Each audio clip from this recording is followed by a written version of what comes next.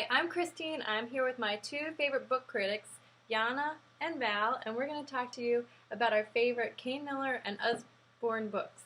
I'm going to share with you first A Tale of Two Beasts, and if your family is like mine and you have more than one child, this book might help you if you ever have any conflicts. It talks about, what starts out with this quote that by Mark Twain, there are two versions to every story, and then there is the truth. So in this story, the little girl has her version of the story. She captures a squirrel, she takes him home, and she gives him food, she gives him clothing, and she thinks it's the best thing in the world.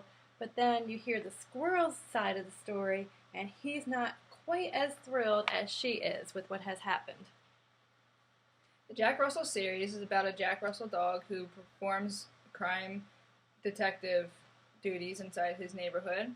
It's fun because you get to learn about dogs and you get to learn about animals, but you also get to learn about mysteries, and it's an easy book to help little kids solve easy puzzles. This book is called The Debt, and this boy, he lives in a very, very rich family, and he has to do a series of challenges because the family has a debt that has to be paid by every boy. And the challenges are extremely hard for him to overcome mentally and physically. And if he doesn't do these challenges or payments within a limited time, then he has to give a pound of his flesh. And I would recommend this book for ages 12 and up.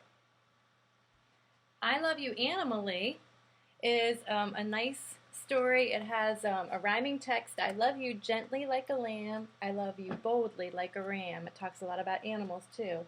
I love you cutely like a koala, and I love you briskly like an impala. So you learn about animals. This would be a nice gift book for an aunt to give to a niece or nephew or grandparents or even a parent to a child. My favorite feature of this book, though, you may have already caught out onto it, is the adverbs. Adverbs is a hard concept for children, so I love you hugely, I love you shyly, I love you cleverly. It will help kids get a leg up on understanding what adverbs are.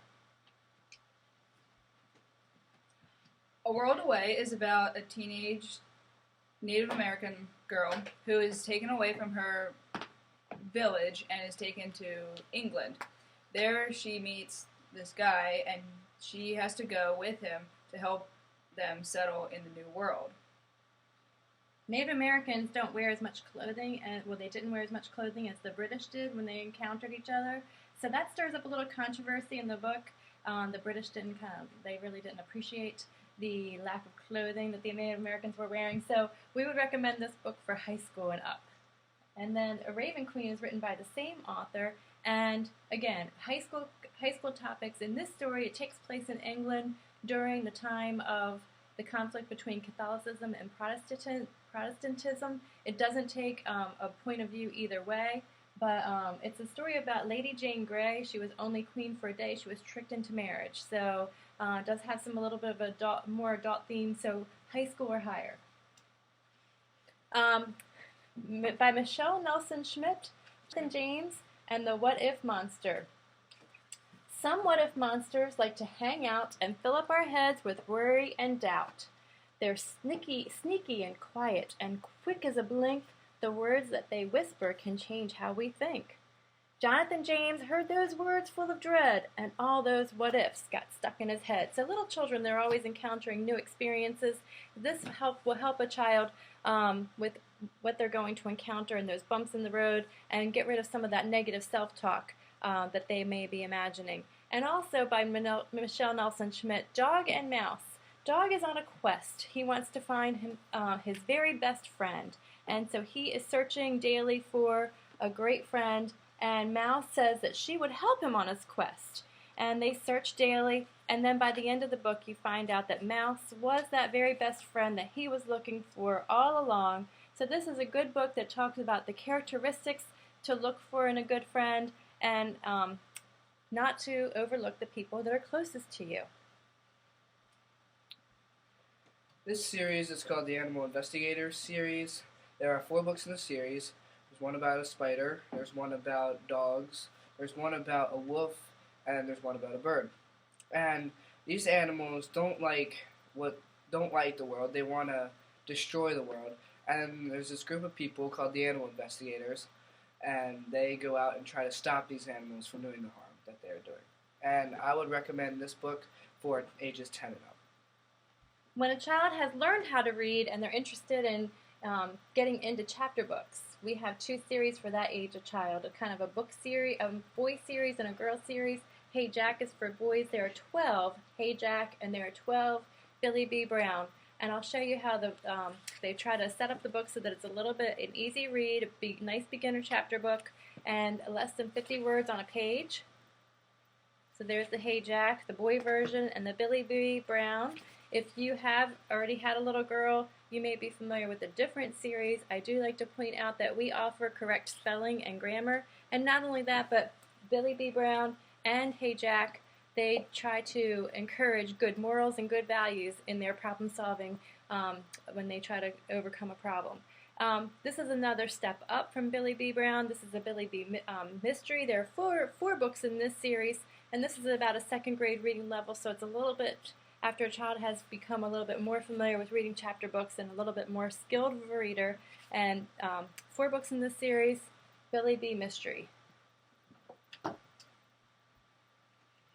Conspiracy 365 is about a teenage fugitive who lives in Australia. His father was killed, was actually murdered, and before he could tell Callum, who is the fugitive, about a family secret, they have a big pile of treasure that is somewhere in Ireland. So there are 12 books in this series, and it follows Callum through trying to clear his name and trying to solve this mystery about his family's treasure as well. And here's another runner-up series from Conspiracy 365. It's called the Black Ops series. It's about the same character, Callum, and he goes to a resort, and then his double, whose name is Brian, realizes that he's been gone way too long. So he goes out and tries to find him, and he finds out that the owner of this resort is a very evil person, and that he wants to kill Callum. I would recommend these for about 10 and up. Anna Hibiscus is a series, a nice multicultural series. Anna lives in Africa, amazing Africa. Her father is African, her mother is Canadian, so it talks about what it would be like to live in Africa, but also sometimes her mother's point of view comes in too, reminiscing about what it was like when she lived in Canada. So you kind of get the juxtaposition of both.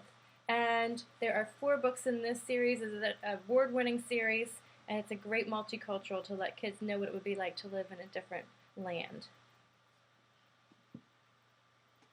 The Last 13 is about a teenager who has nightmares about the world ending thanks to a very evil person.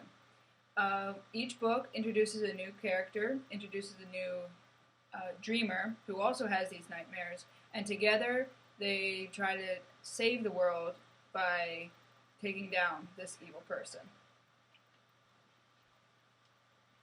This book is called Solitaire. It's about a boy who was on a ship. He was going to a different country, and the ship got shipwrecked on an island. He was the only survivor, and then he has to survive on this island with nothing.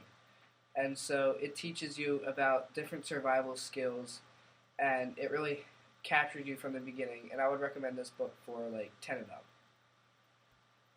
Another multicultural story, this is geared towards maybe late elementary or middle school, Hannah's Winter. Hannah is Australian, but while her mother is taking a business trip, she gets to stay with family friends that live in Japan. So she's living in a culture that she's not accustomed to, and she has to learn about taking off her street shoes when she goes to school and putting on school shoes and things like that.